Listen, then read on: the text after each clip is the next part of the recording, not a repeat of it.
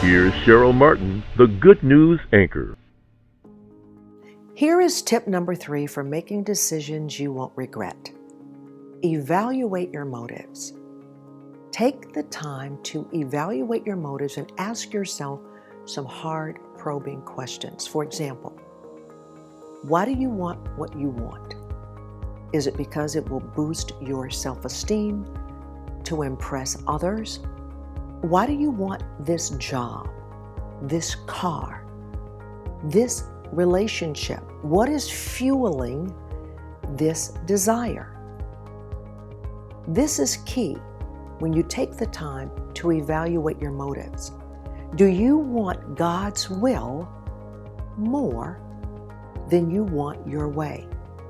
When you evaluate your motives, this will help clarify the right decision.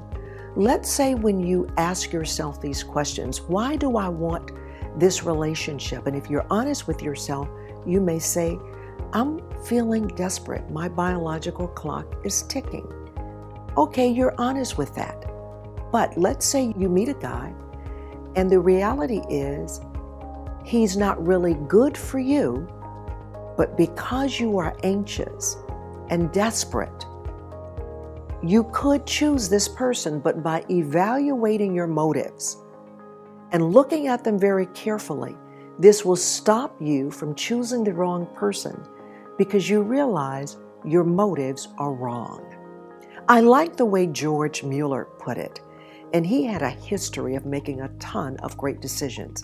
He said, when you get to the point that you have no desire of your own, and you've gotten your desires out of the way, you are close to understanding what God's will is for you. And I agree. The struggle may be putting aside our desires, our motives, and saying, God, I really want your will more than my way. Why should we say that? Because God's will is always the best way. He delights in giving his children good gifts. So if he says no, there's a good reason for it.